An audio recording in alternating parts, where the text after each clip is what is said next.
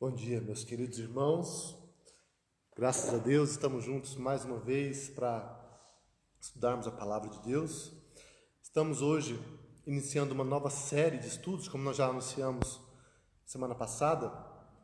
Estamos hoje começando um estudo no Evangelho de João e nós vamos,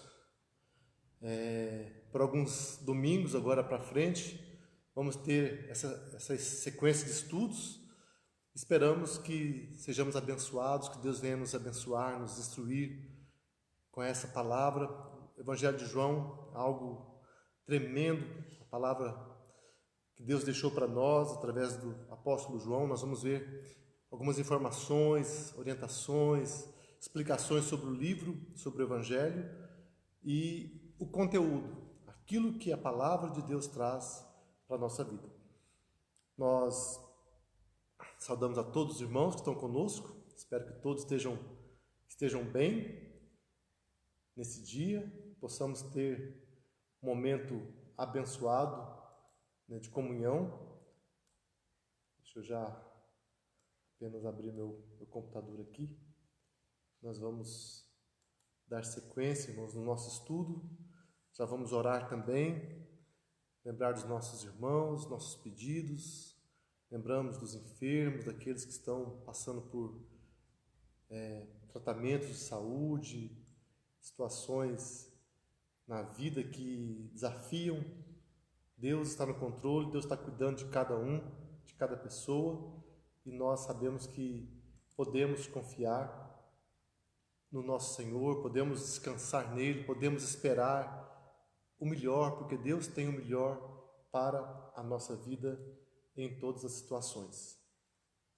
Apenas um minutinho, estou terminando aqui já vamos fazer uma oração, já vamos começar então a leitura, o estudo do Evangelho de João. Nós vamos orar então, irmãos, lembrando de colocar para todos que estão acompanhando nosso estudo, que têm acompanhado as transmissões da nossa igreja, que estejamos orando pelos enfermos. Temos aqui alguns irmãos que estão passando por um tratamento de saúde, por desafios, né? Temos o Lucas Moreira, nosso irmãozinho, um adolescente, né, de quase 18 anos de idade,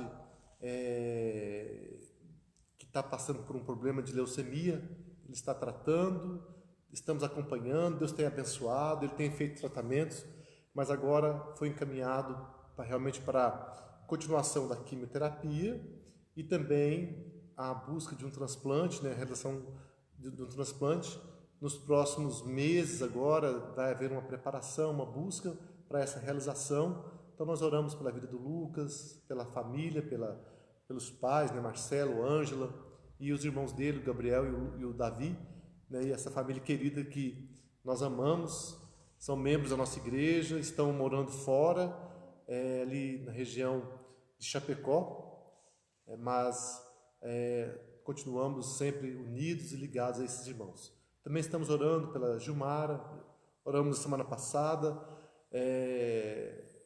ela iria fazer uma cirurgia, estava tudo certo, no domingo ela internou, ela era para ser na terça-feira, mas o médico constatou que o tumor diminuiu de tamanho e achou por bem esperar um pouco mais diante desse momento que estamos vivendo. Nós oramos para que Deus cuide da Gilmara, toque para que possa fazer a obra completa de cura.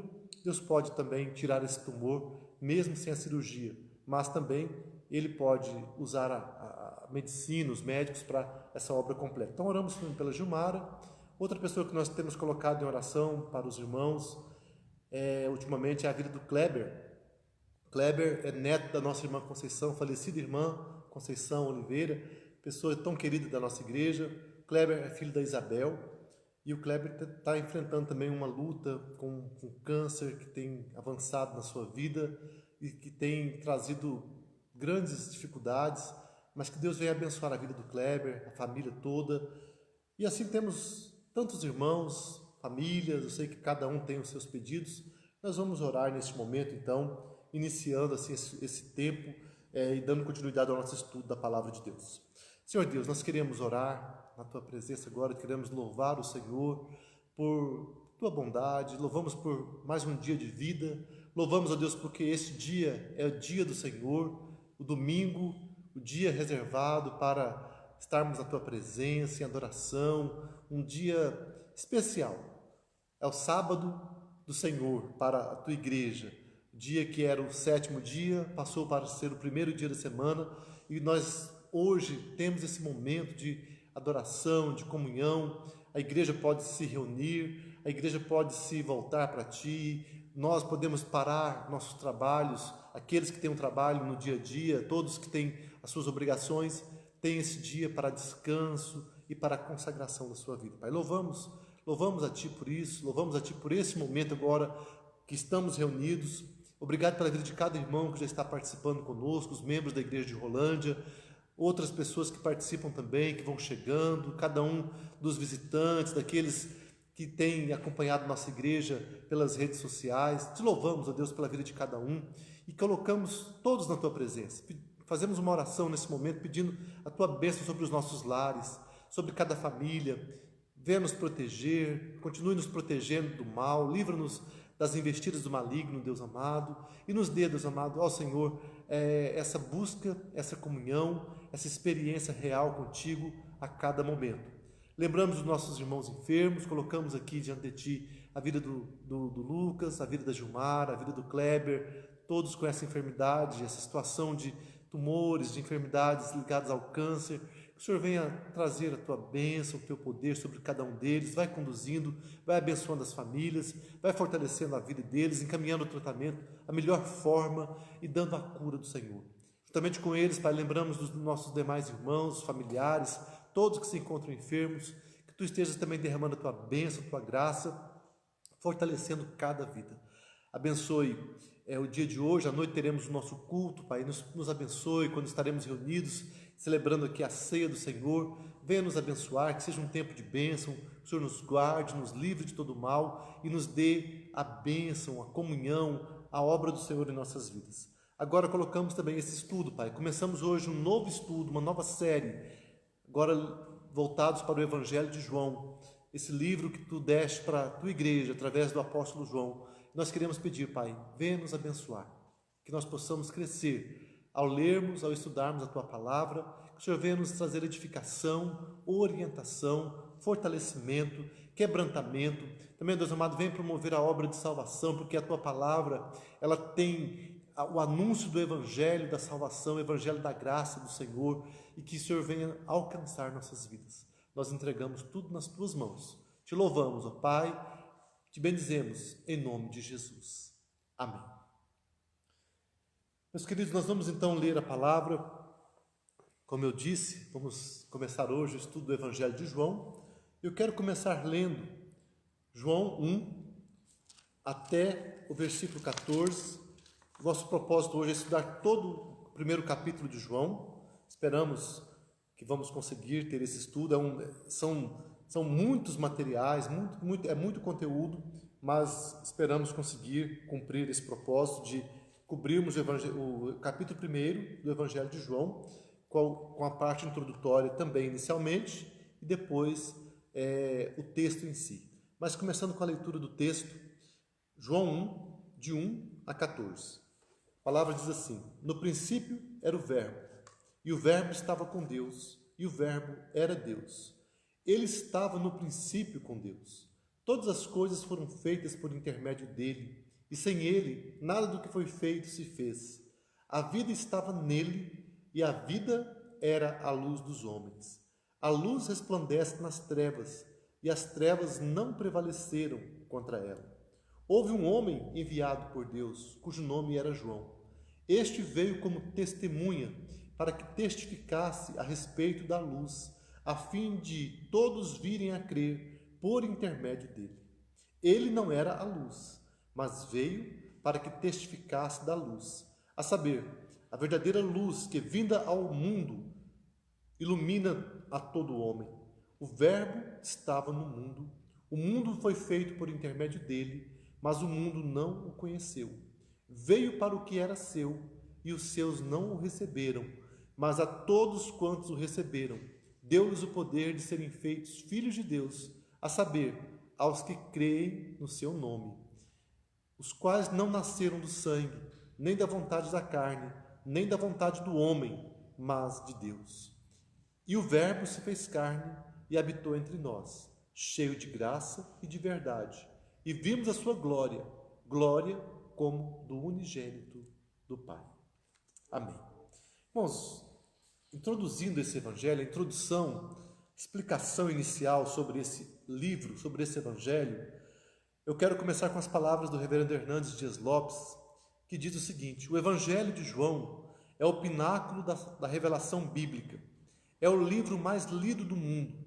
Sua mensagem tem sido um instrumento poderoso nas mãos de Deus para levar multidões sem conta aos pés do Salvador. Estudar este livro é entrar no Santo dos Santos, além do véu, e contemplar as glórias do Filho de Deus. Reverendo Hernandes, nesse comentário que ele faz do Evangelho de João, um livro muito importante, são comentários, mas também que são pregações, palavras para a nossa vida. Então ele vai dizer que esse livro ele tem sido usado por Deus para a salvação de muitas pessoas, de multidões. E nós também esperamos que esse estudo da palavra ele possa vir produzir isso, alcançar vidas, nossas vidas, nós que estamos servindo a Deus, que já temos conhecimento da palavra, que possamos nos apaixonar mais por esse Deus, por Cristo, nos entregar mais, nos consagrar mais a Ele.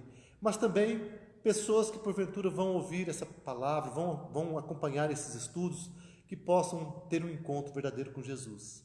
Se porventura alguém que está na igreja, ou que acompanha a palavra, lê a palavra, mas que ainda não tenha se entregado a Jesus, ou não tenha experimentado a salvação de Cristo Jesus, que Deus possa, nesse estudo, tanto hoje como nos demais dias, Deus possa alcançar muitas e muitas vidas, que vidas sejam entregues.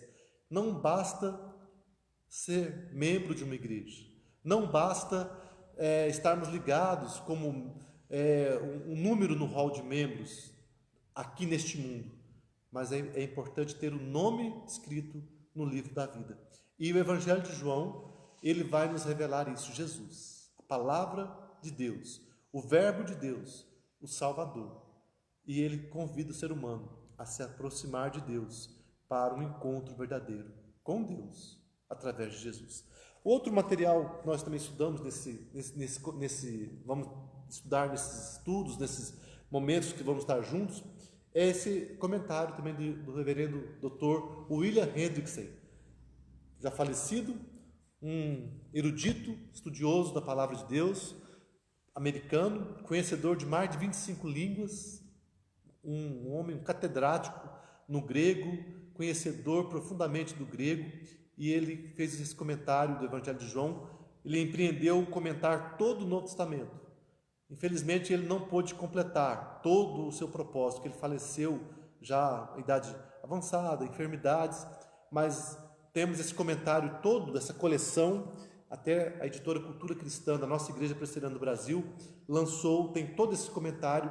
Então, os livros que Hendrickson não conseguiu fazer o comentário foram completados pelo Dr. Simon Kistemaker, e nós temos esse material em português disponível para quem tem interesse, estudiosos que querem se aprofundar na Bíblia, na Palavra de Deus. É um comentário referência mundial que temos aqui disponível em língua portuguesa na nossa editora Cultura Cristã. Então, são esses dois comentários basicamente. Temos outros materiais também que servem de base para o nosso estudo, mas basicamente esses dois livros, esses dois comentários vão nos ajudar no estudo deste Evangelho. Então, isso eu estou falando para mostrar para os irmãos as fontes que nós temos utilizado. Claro, a fonte principal é a palavra, mas os comentaristas nos ajudam nessa compreensão do Evangelho, da palavra do Senhor. Nós não podemos caminhar sozinhos, não somos capazes, nós dependemos do auxílio de irmãos que Deus preparou ao longo dos anos para nos ajudar, para nos instruir nessa preparação. Então, quando o reverendo Hernandes diz que estamos aqui nesse livro o Evangelho de João, estamos diante do Santo dos Santos, estamos além do véu, estamos contemplando as glórias do Filho de Deus, é porque realmente a palavra de Deus nos traz algo tremendo. O Evangelho de João realmente mostra essa riqueza, a obra de Jesus Cristo, a palavra que Ele deixou para nós. Então é muito importante o estudo desse Evangelho. Esperamos que cada um de nós possa estar aí lendo esse Evangelho. Então, da agora para frente, esse desafio é que possamos ler. Você pode ler, né, todo o livro uma semana ou no tempo que você determinar. Leia o Evangelho completo, vai relendo, vamos lendo gradualmente. Nós vamos seguir, né, a partir do capítulo 1. Semana que vem devemos estudar 2 capítulos ou 3, capítulo 2 e 3, talvez o 4. E vamos tentar fazer uma sequência de 2, 3 capítulos por vez. Ao todo teremos em torno de 10 estudos, a nossa média. Esperamos assim cobrir todo esse livro tão rico, vendo detalhes, vendo as explicações, extraindo as riquezas para a nossa vida. O quarto evangelho, juntamente com os outros 3, Mateus, Marcos e Lucas, são a biografia de Jesus. São a história de Jesus narrada de maneira inspirada por homens que tiveram contato com Jesus, que conheceram de perto a sua história e puderam trazer para a humanidade, para nós, para a igreja, a história do Senhor Jesus. Então, não é uma história de João, uma história de Mateus, a história de Marcos, mas é a história de Jesus. Os evangelistas foram aqueles que escreveram, e inclusive todos os evangelhos, eles são anônimos. Os autores não colocaram o seu nome no início, nem no fim, mas os estudiosos foram descobrindo desde o princípio, desde o começo, as pessoas sabiam, tinham noção de quem era. E hoje nós temos, através de pesquisas, a conclusão de que cada um desses evangelhos foi escrito por um desses homens, Mateus, Marcos, Lucas, e o nosso evangelho de João, que vamos estudar pelo apóstolo João. Os 3 primeiros evangelhos, Mateus, Marcos e Lucas, são chamados evangelhos sinóticos, quer dizer, a mesma ótica, pois, de um modo geral, eles seguem o esboço cronológico da vida de Cristo. Há uma sequência e todos eles acompanham aquela sequência de nascimento, um pouco da sua infância, alguns deles, depois o ministério especificamente, o ministério terreno, os primeiros anos, os 3 anos de ministério, e concluindo, no ápice ali com a paixão, morte e a ressurreição de Cristo. Então, os evangelhos trazem essa história. O evangelho de João não segue este esboço desta maneira. Ele contém também a história de Jesus, mas ele não traz tantos detalhes que os 3 primeiros trouxeram, mas João traz elementos que não estavam incluídos nos outros evangelhos. Então, ele tem características particulares. Todos têm, cada um tem alguma coisa que cada um presenciou, ou cada um teve uma pesquisa e encontrou algum elemento que não estava presente nos outros. E isso traz uma riqueza, porque nós vamos tendo uma visão completa da vida de Jesus, só vamos ter a visão completa através da leitura dos 4 evangelhos. Aí vamos compreender toda a história que Deus quis revelar. E o próprio João fala que muitas e muitas coisas de Jesus não foram escritas. Muitos eventos, muitas realizações, se tudo fosse escrito, não caberiam nos livros, como ele fala, do mundo inteiro. Porque são muitos detalhes, cada momento. Mas aquilo que Deus quis deixar para nós, a história completa que nos dá a compreensão, nós temos nesses 4 evangelhos. Mas sabendo disso, há características particulares. Então João destaca alguns ensinamentos de Jesus, especialmente sua relação com o Pai, e também salientando o ministério de Jesus em Jerusalém. Essas são características peculiares de João. 90% do material de João não é encontrado nos sinóticos. Quer dizer, são materiais que João trouxe, que ele presenciou, e ele então traz com riqueza de detalhes e que não estão presentes nos outros 3 evangelistas. Warren Wiersbe diz que, enquanto os 3 primeiros evangelhos se concentram em descrever acontecimentos da vida de Cristo, João enfatiza o significado desses acontecimentos. É uma maneira de explicar, né? Os evangelistas, na sua maioria, eles acabaram trazendo o relato, nem sempre dando alguma explicação. João acaba dando explicações, trazendo compreensões sobre a pessoa de Jesus, sobre a obra que ele fez. Então, aqui há uma complementação. A palavra de Deus é complementada com as partes em conjunto. Então, os evangelhos sinóticos completam o evangelho de João, o evangelho de João completa os evangelhos sinóticos.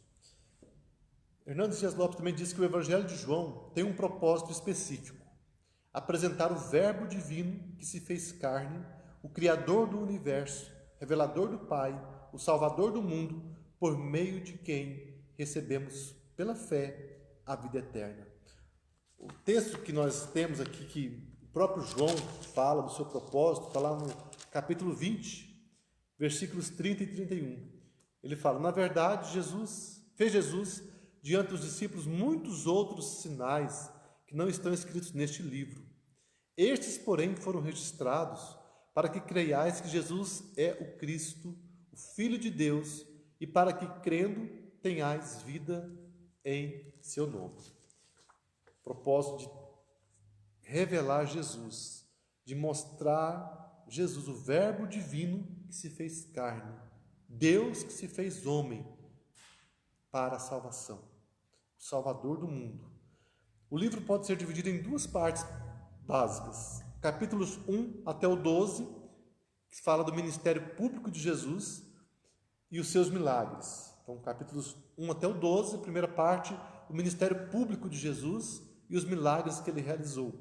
Os capítulos 13 até o 21, a parte final, o ministério privado de Jesus e os seus discursos feitos aos discípulos. Então, há uma parte muito grande do Evangelho de João em que ele traz esse ministério voltado para os discípulos, grandes discursos, momentos em que Jesus está explicando para os seus discípulos a sua vida, a sua obra,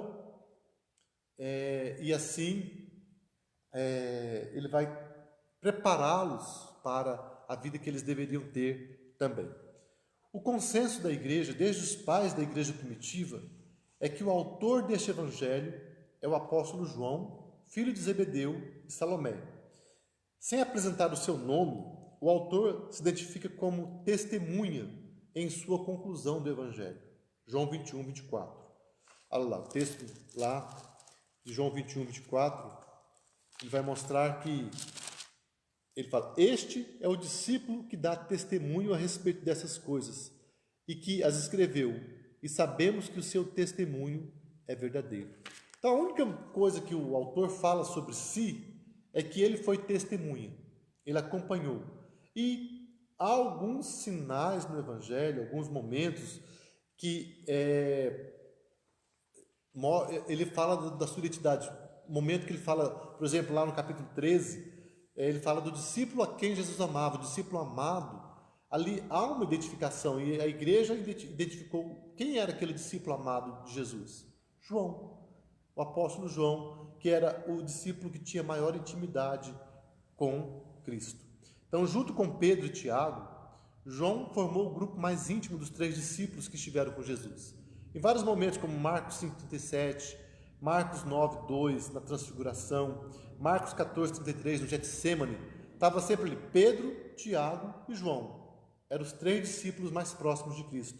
E dos 3, o mais íntimo era João. João é conhecido então como discípulo amado. Lá em João 13, 23, apenas uma referência aqui, João 13, 23, fala assim: ora, ali estava conchegado a Jesus um dos seus discípulos, aquele a quem ele amava. Então, esse discípulo que era amado por Jesus, o discípulo amado, ele realmente foi identificado como João, porque toda vez que ele fala do discípulo amado, ele omite o nome de João. E quando ele está falando dos outros, ele fala o nome das demais pessoas. e ele nunca fala o seu nome. Ele nunca fala o nome de João no Evangelho, João apóstolo. Então, por esse motivo, a igreja entendeu que essa omissão era para não se apresentar, não se engrandecer. Com isso, a igreja entendeu que este discípulo é João, o discípulo amado. De acordo com a tradição, João mudou-se para Éfeso, capital da Ásia Menor. Depois de um ministério longo em Jerusalém, ele mudou-se para Éfeso, onde viveu os últimos anos de sua vida como líder da igreja na região. Por um tempo ele foi banido para a ilha de Patmos, no governo de Domiciano, onde ele escreveu o livro de Apocalipse. E com a ascensão de Nerva, imperador Nerva, João recebeu permissão para retornar a Éfeso, onde morreu aos 98 anos de morte natural.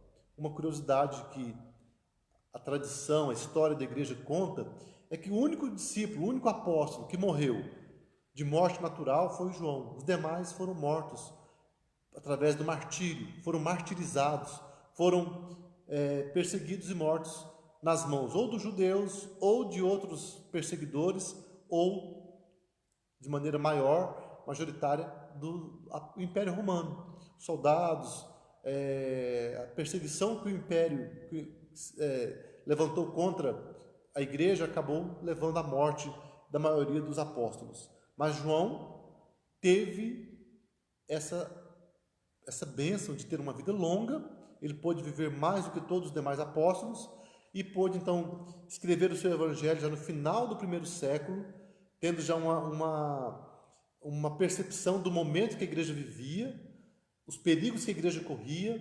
Houve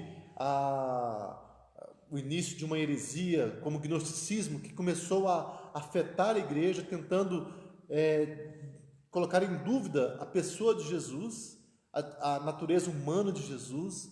Então, dessa maneira, João, quando escreve o Evangelho também, ele acaba respondendo a essa seita herética, o gnosticismo, trazendo uma demonstração muito inequívoca de quem era Jesus. E João, como nós sabemos, então, um apóstolo que viveu com Cristo por 3 anos, foi o discípulo mais próximo de Jesus.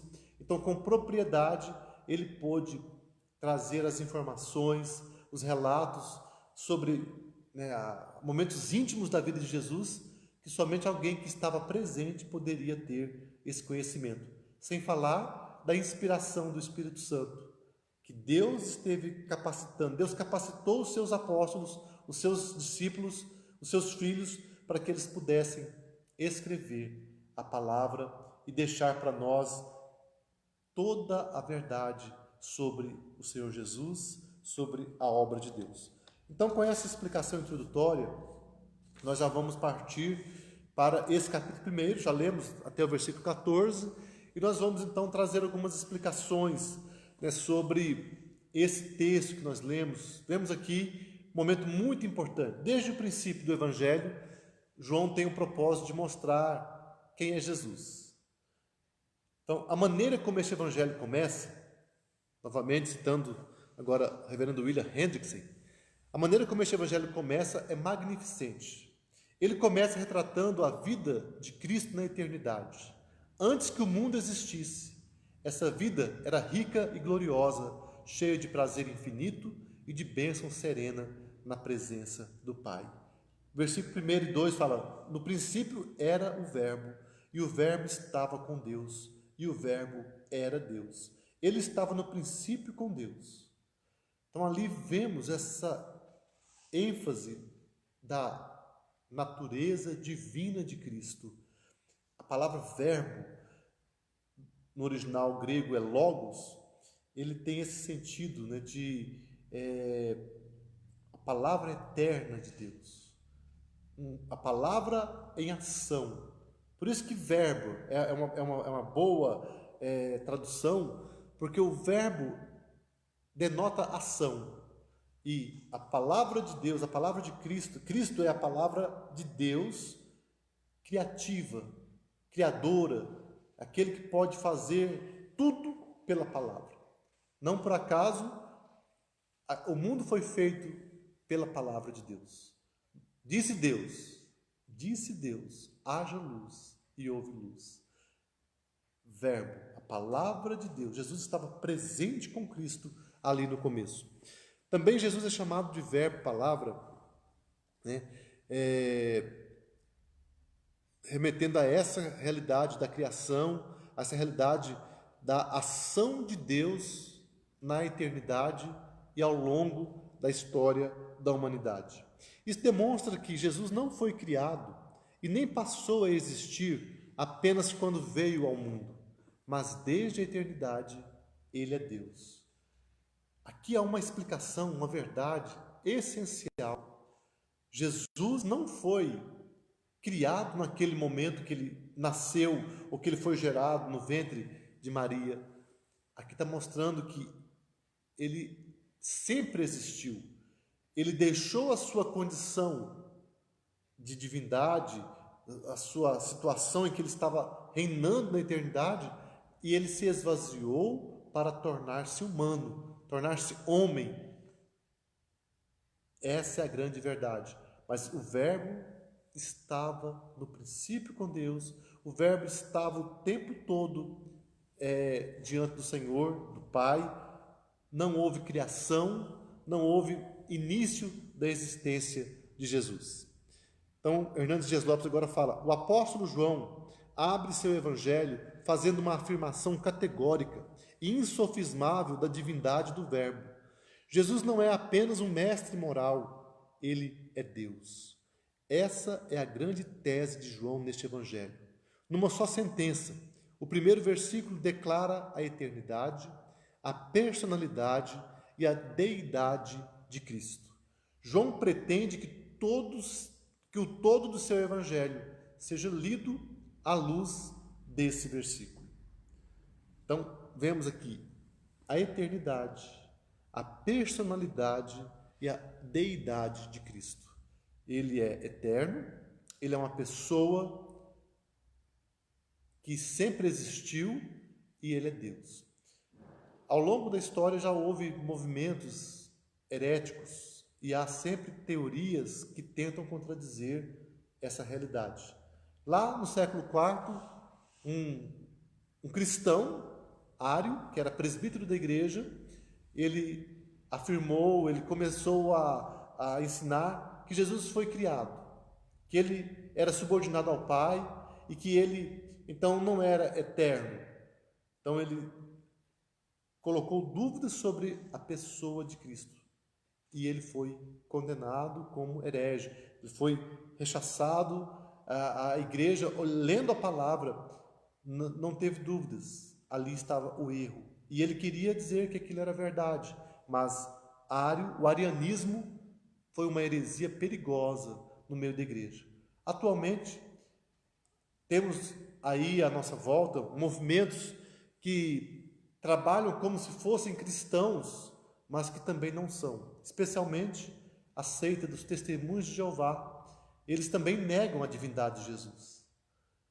Muitas vezes eles vêm com um discurso assim, disfarçado, tentando rodear, mas eles até, inclusive, a sua tradução da Bíblia é toda mudada, uma tentativa de tirar todos os textos que afirmam a divindade de Cristo. Sempre há uma mudança, eles colocam variações na tradução para tirar a ênfase da divindade de Jesus. Então, também um alerta para todos nós. Muitas pessoas, sem saber, pensam que os Testemunhos de Jeová são cristãos também como nós, mas infelizmente são uma seita que nega a divindade de Jesus, portanto não são bíblicos, não são verdadeiros e devem ser então questionados por nós. Devemos então pregar a palavra verdadeira também para essas pessoas, se eles vierem até nós. Então vemos aí que há uma afirmação essencial desde o começo: Jesus é Deus.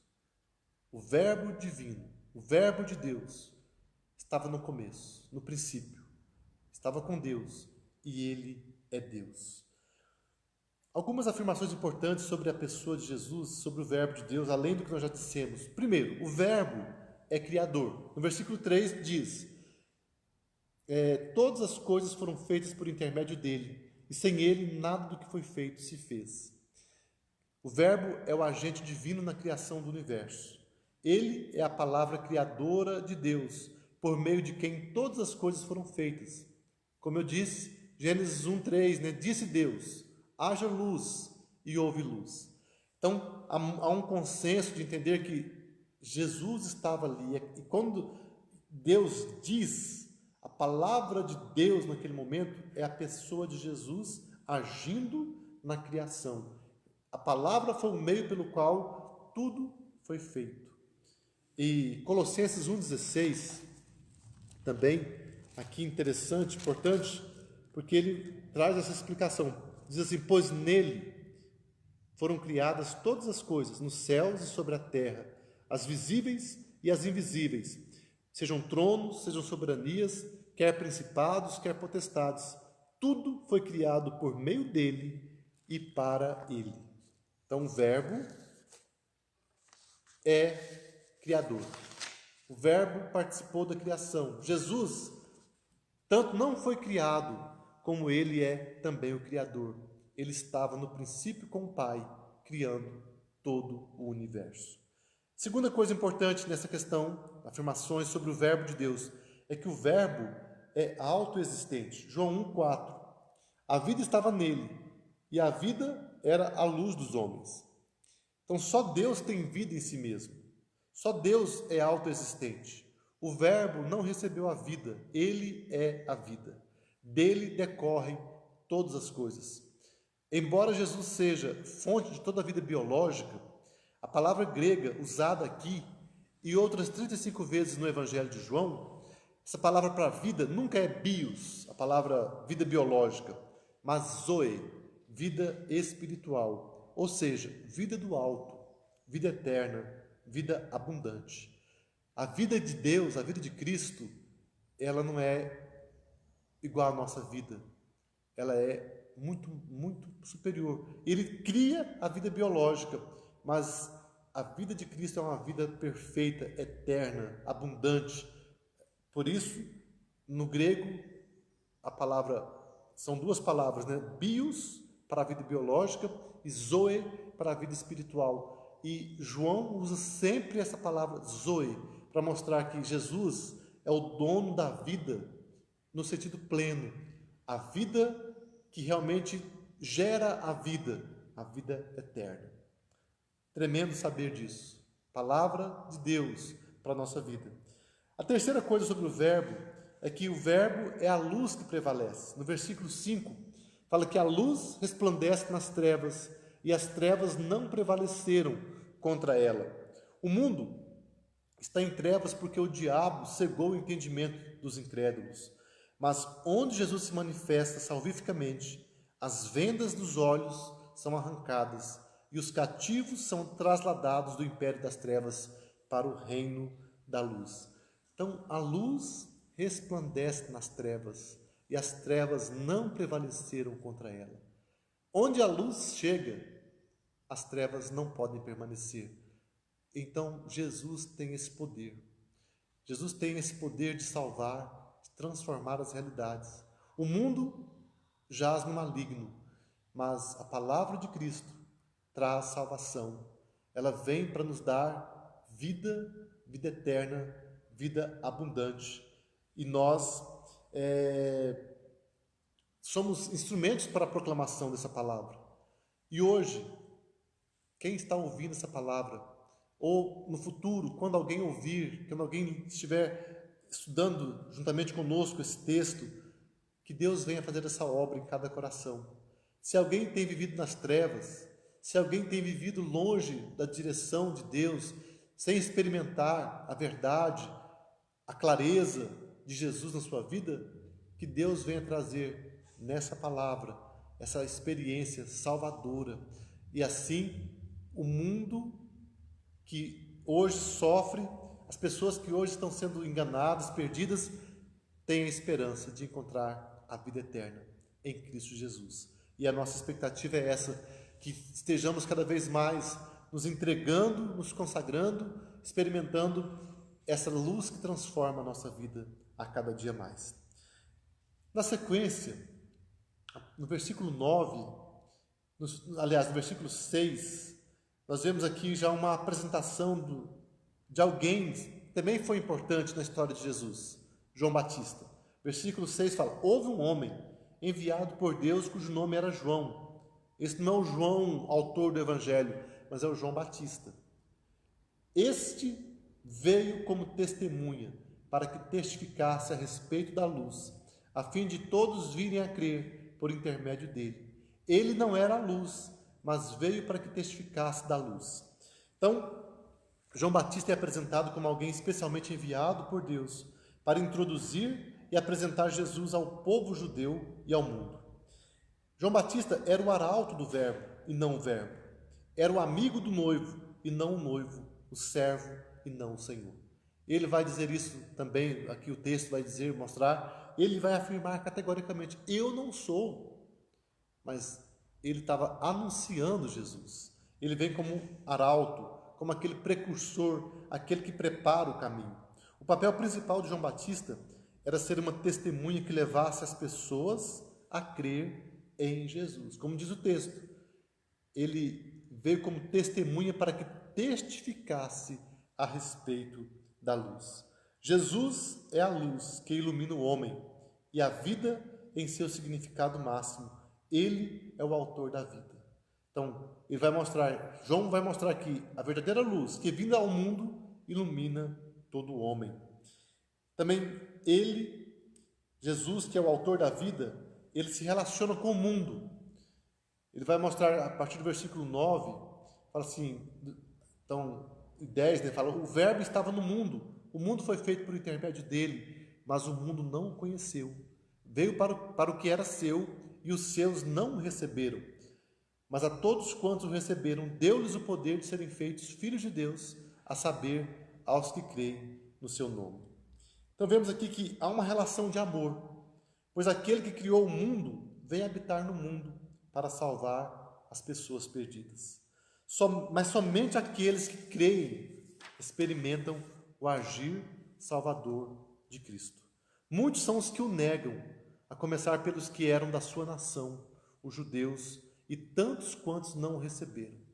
Então essa é uma realidade que vemos aqui, falando que o mundo primeiro não conheceu Jesus. Jesus estava presente no mundo ao longo dos tempos.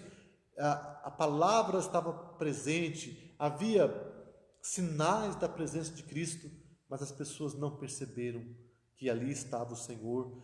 O povo de Deus mesmo, os judeus, quantas e quantas vezes pecaram contra o Senhor, se afastaram do caminho, mas Deus tinha um plano através dos judeus. Eles deveriam ser o povo através de quem Jesus viria. E Jesus vem para o seu povo, Jesus vem para os judeus, mas quando ele chega, se apresenta, os judeus o negaram. Muitos judeus, uma boa parte se converteu, os discípulos, a maioria deles eram judeus. Depois houve conversão no meio dos judeus, ali em Jerusalém, mas a nação judaica rejeitou Jesus. E muitas pessoas estão rejeitando Jesus. Hoje há um movimento muito forte contra o nome de Jesus. As pessoas tentam tirar Jesus de todo o meio da história. Essa semana, poucos dias atrás, recentemente ficamos sabendo dessa questão. Há uma tentativa de mudar a nomenclatura de antes de Cristo, depois de Cristo, para antes da Era Comum e a Era Comum. Era Comum. Aí eu vi isso lá no estado de São Paulo, eles tentando dizer: não, é a mesma coisa, só que vamos tirar o nome de Cristo para não ofender as pessoas, porque nem todo mundo é cristão. Então, por isso, temos que ter uma linguagem que vai respeitar as demais religiões, mas antes de Cristo, depois de Cristo, não é questão de ser religioso, é questão de ser histórico, é a verdade. Há um período antes de Cristo, há um período depois de Cristo. Ou a história é contada dessa maneira, ou então, por que ter Era Comum? Alguns argumentaram, né? Então busca a história do começo e traz numa sequência. Então não tem que ter antes da era comum, nem depois da era comum. Então se é antes de Cristo, depois de Cristo.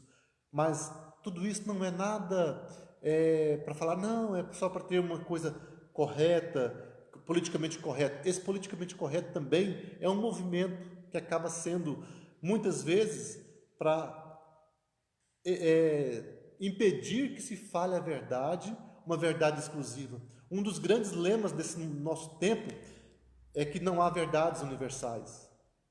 É uma afirmação que não há verdade, não há narrativas, não há metanarrativas. Isso são linguagens pós-modernistas que tentam, na verdade, contradizer a verdade da palavra de Deus. Então, Cristo foi negado e é negado por muitas pessoas. Há muitas tentativas de se tirar Jesus da história, de negar a realidade de Jesus. Mas a questão é, aquele que está com Cristo, aquele que se depara com Cristo tem duas opções: ou nega Jesus, ou se entrega a Ele. Mas aqueles que o receberam, para aqueles, mas a todos quantos o receberam, deu-lhes o poder de serem feitos filhos de Deus, a saber, aos que creem no seu nome, os quais não nasceram do sangue, nem da vontade da carne, nem da vontade do homem, mas de Deus. Então, aquele que crê, aquele que se entrega, ele vai experimentar o privilégio de ser feito filho de Deus. Ser filho de Deus não é todo aquele que foi criado em imagem de Deus, não quer dizer que ele é filho de Deus, porque depois do pecado, todos são filhos da ira de Deus. Mas o filho de Deus de verdade é aquele que se converte, aquele que se entrega, aquele que é lavado pelo sangue do Cordeiro. Então, essa é a grande palavra, a grande pregação, a grande verdade que precisamos anunciar no nome de Jesus, mesmo quando não temos a permissão para fazer isso. O povo de Deus, a igreja cristã, é preparada, ela é ensinada a viver para Cristo, a servir a Cristo, e mesmo sabendo que vai haver impedimento, dificuldade. E é isso, essa é o grande alvo, levar a salvação para aqueles que não a têm. E aqueles que creem em Jesus são chamados filhos de Deus.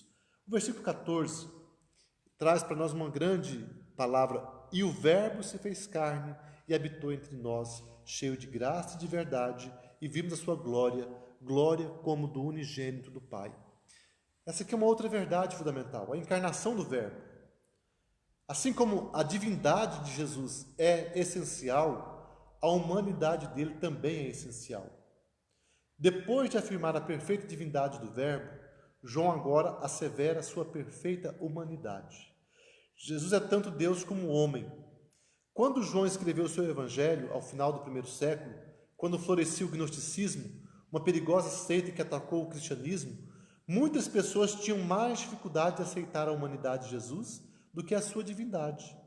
Os gregos tinham uma intransponível dificuldade de entender como Deus santo, sendo santo, pudesse assumir um corpo material, já que a matéria era má em si. Essa visão do gnosticismo, do platonismo, de que a matéria era má, somente o espiritual era bom. Então havia esse dualismo, essa dicotomia entre espírito e matéria. Então os gregos tinham dificuldade de aceitar a questão da humanidade de um Deus, Deus tornar-se homem, mas justamente essa é a palavra. Por isso João enfatizou que o Verbo se fez carne e habitou entre nós. Por isso era tão importante deixar muito claro que Jesus tornou-se de maneira verdadeira homem. Ele tornou-se homem verdadeiro, não apenas uma aparência, como teve uma heresia chamada docetismo, que afirmava que Jesus era ele apenas aparecia como um homem, mas não tinha corpo de verdade, não tinha corpo como nós. Mas ele vai mostrar isso, né? A palavra, João vai mostrar tantas vezes isso, especialmente quando ele fala para Tomé colocar as mãos nos ferimentos de Jesus, no corpo de Cristo, para ele ver que era Cristo de verdade. E quando ele come pão, peixe, depois da ressurreição, ele estava em corpo, não apenas espiritualmente, mas o corpo santo de Cristo. Então, a palavra mostra isso. Jesus é Deus. Jesus é homem, totalmente Deus, totalmente homem. Algumas verdades preciosas com relação à encarnação. O Verbo assumiu a natureza humana. Nós já lemos, o Verbo se fez carne, mas permaneceu sendo Deus. Ele permaneceu na sua glória. No versículo 18 fala: ninguém jamais viu a Deus. O Deus unigênito que está no seio do Pai é quem o revelou. Jesus, ao tornar-se homem, não abandona a sua divindade. Ele continua sendo Deus. Ele apenas deixou a sua glória, deixou o seu trono, mas jamais a sua natureza divina deixou de existir. Segunda coisa, o Verbo trouxe salvação para a raça humana. Ele fala aqui, cheio de graça e de verdade. Jesus traz a graça, a salvação é de graça. A graça e a verdade andam juntas. Uma não nega a outra. É necessário a conjunção de graça e verdade. Nós precisamos anunciar a graça com verdade. Precisamos falar a verdade em amor. E dessa maneira a palavra de Deus alcança o coração do ser humano. A salvação vem de uma maneira que transforma o ser humano. A graça não pressupõe a verdade, não nega a verdade. A pessoa que é salvo, ele não tem autorização para continuar pecando, errando, fazendo as coisas contra a vontade de Deus, mas ele é transformado, ele é chamado a viver a verdade, a praticar a verdade e a viver uma vida para a glória de Deus. Também o Verbo veio revelar a glória do Pai. Ele fala, vimos a sua glória, glória como do unigênito do Pai. Encontramos aqui a glória de Deus sobre os homens. Jesus é a expressão exata do ser de Deus. Então aqui nessa primeira parte, que é muito importante, temos a demonstração muito clara da divindade de Jesus e a sua humanidade. O Verbo de Deus se tornou homem e o Verbo se fez carne e habitou entre nós. Por isso, sendo homem, ele pôde ser o nosso representante. Ele pôde morrer no nosso lugar. Ele pôde fazer um sacrifício expiatório, um sacrifício que pagou pelo nosso pecado. E esse sacrifício foi aceito por Deus porque Jesus tinha a nossa humanidade em si. Ele assumiu nossa situação. Ele só não teve pecado, ele somente não pecou, mas em tudo ele sofreu, foi tentado, humilhado, sofreu privações, tantas situações por amor a nós. Então, irmãos, continuando a segunda parte, do versículo 15 até o final do capítulo 1, vai falar o quê? De João Batista, do seu testemunho, e também do seu encontro com os discípulos. As pessoas vão tendo uma experiência com Jesus, e isso João vai mostrando no seu evangelho. Então, aqui primeiramente do versículo 15 até o 30, até o final, na verdade, né? Vemos aí o testemunho de João Batista, primeiramente, começa ali no capítulo 15 até o 18, versículo 15 até o 18. Então aqui tem um lugar especial. João afirma o que? A primazia de Cristo. Cristo é aquele que deve ser glorificado. O versículo 15 fala assim, João Batista, né, testemunha a respeito dele e exclama, este é o de quem eu disse, o que vem depois de mim tem contudo a primazia, porque já existia antes de mim. E ele vai mostrar quem é Jesus. Então Jesus é o centro. Ele é aquele que tem que ser glorificado. Ele tem a primazia. João mostra que ele não era o Messias, e sim que era aquele precursor. Já falamos, né? Ele é o arauto. Ele foi anunciado por Isaías.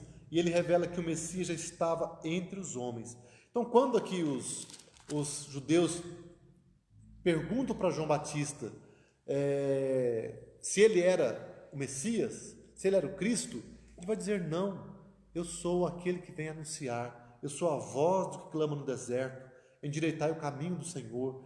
Então ele vai usar a palavra de Isaías para mostrar que ele é aquele que prepara o caminho do Senhor, ele é aquele que é o precursor, ele não é nem o Messias, nem Elias e nem o profeta, aquele profeta que Moisés fala em Deuteronômio, né? Não, João é aquele que Deus preparou. Lá na frente Jesus vai falar que João foi Elias, mas não que era a reencarnação de Elias, mas ele veio como o último profeta, assim como Elias que pregou contra o pecado, contra os erros, anunciando a verdade, assim foi João Batista.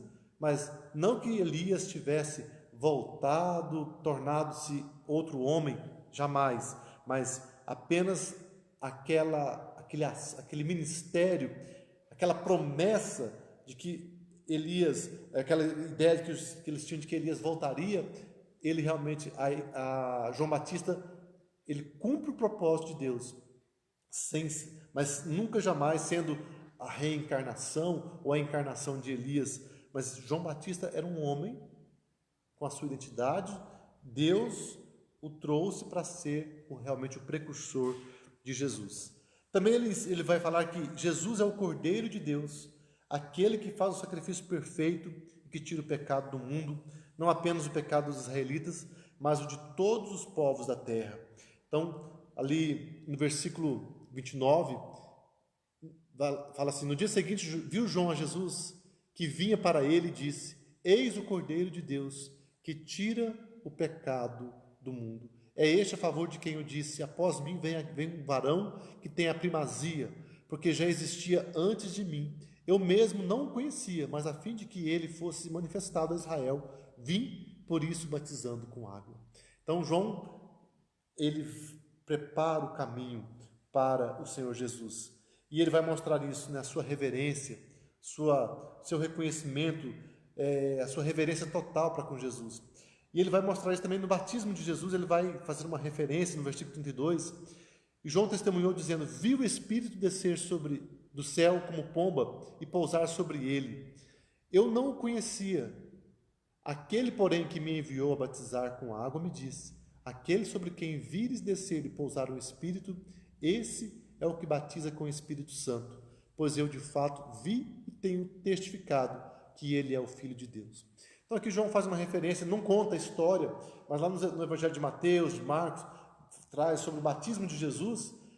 Quando João Batista o batiza, então vem o Espírito desce como pomba sobre ele, e o Pai diz: eis o meu servo, este é meu servo amado, em quem me comprazo.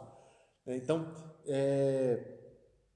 João vai demonstrar que Jesus foi enviado do céu, ele é o Verbo, ele é o Senhor, e assim ele foi reconhecido e aprovado e apresentado aos homens num momento importante que foi o batismo, para que o mundo soubesse, que as pessoas tivessem acesso a essa pessoa, e ele sendo apresentado por João Batista e também pela própria Trindade, né? O Pai e o Espírito Santo estavam presentes sobre o Filho para trazer toda a confirmação dessa pessoa gloriosa do Senhor Jesus.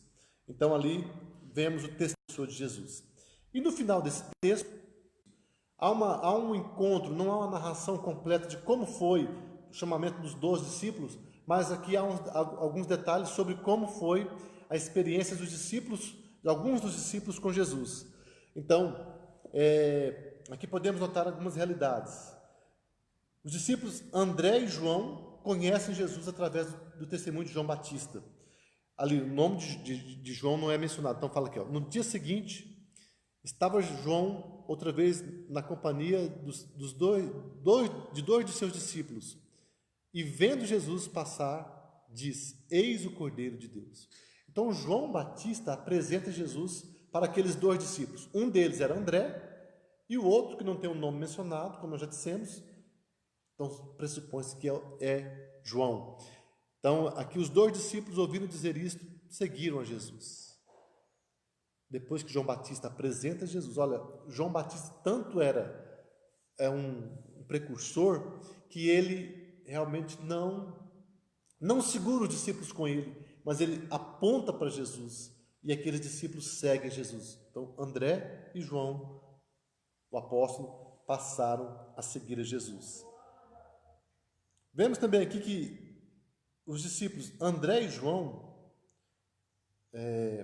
aliás, há uma atração irresistível a Cristo. Então, já vimos que ao verem Jesus, eles então seguem Jesus. Depois vemos que André chamou seu irmão e este veio ter com Cristo. No versículo 41 fala que ele achou primeiro o seu próprio irmão, Simão, a quem disse: achamos o Messias, que quer dizer Cristo. Então, André, ele vai levar o seu irmão Pedro a conhecer Jesus. Depois vemos também que Jesus muda a pessoa, o próprio Pedro. No versículo 42 fala: e o levou a Jesus, olhando Jesus para ele, disse: tu és Simão, o filho de João, tu serás chamado Cefas, que quer dizer Pedro. Então, nesse processo inicial, vemos João Batista que apresenta João e André a Jesus. André já chama seu irmão Pedro para seguir Jesus também. Pedro vai e se torna um discípulo de Jesus. E na sequência vamos ver o quê? Filipe e Natanael, que passam a conhecer Jesus também. Então, há um chamado efetivo, irresistível, de Cristo para com seus discípulos. No versículo 43 fala assim: no dia imediato, resolveu Jesus partir para a Galiléia e encontrou a Filipe, a quem disse: segue-me. Ora, Filipe era de Betsaida, cidade de André e de Pedro.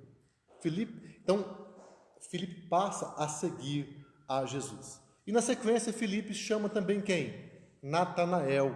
Natanael é o último dessa sequência aqui, que tem uma experiência no começo. Ele duvida de Jesus, ele questiona sobre a questão de Jesus ser um nazareno, mas ele então se depara, Jesus mostra o conhecimento que ele tinha de Natanael, traz uma revelação sobre ele, sobre o dia anterior, como ele estava. E Natanael então se emociona e ele reconhece que Jesus realmente é rei de Israel. Ele fala aqui, no versículo 49, mestre, tu és o Filho de Deus, tu és o rei de Israel.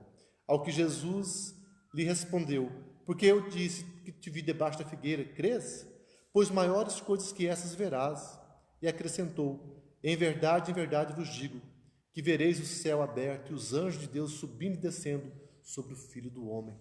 Então Jesus já mostra para Natanael que coisas maiores virão, que eles estarão realmente servindo a Cristo e serão instrumentos nas mãos de Deus e verão a glória de Deus. Então, irmãos, nós terminamos esse estudo com essa explicação da experiência de Cristo com os primeiros discípulos ali, e o Evangelho de João vai continuar mostrando as ações de Jesus.